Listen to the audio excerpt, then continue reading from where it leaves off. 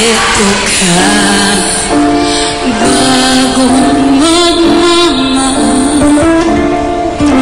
nangangako na tayo ay magtatagal. Ano ba ang dapat kong gawin? Sana ay pagbigyan ang aking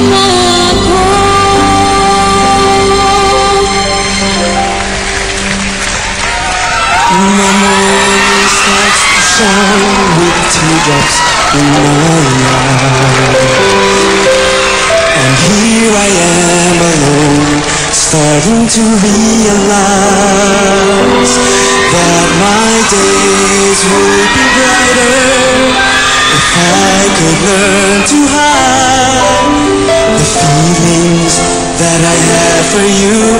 Keep hurting me inside.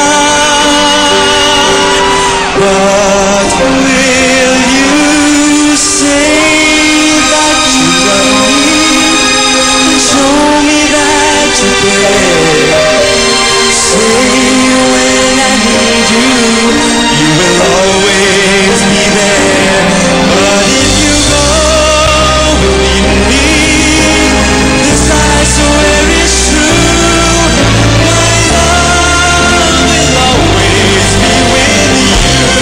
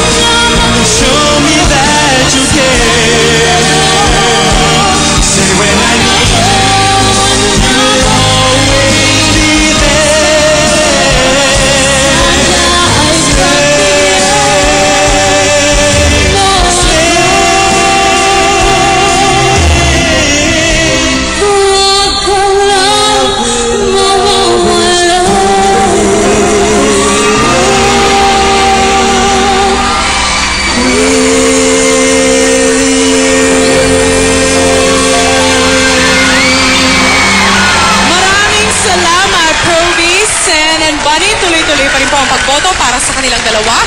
Pero ngayon ay papakinggan naman natin ang komento ng ating jury.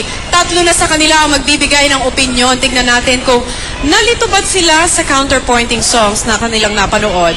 Unahin na natin si Mr. Louie. Hi, Bunny. Hi po. Ang feeling ko lang kasi parang, I don't know if may sakit ka ngayon or wala. You weren't holding your notes long enough, parang paos, no?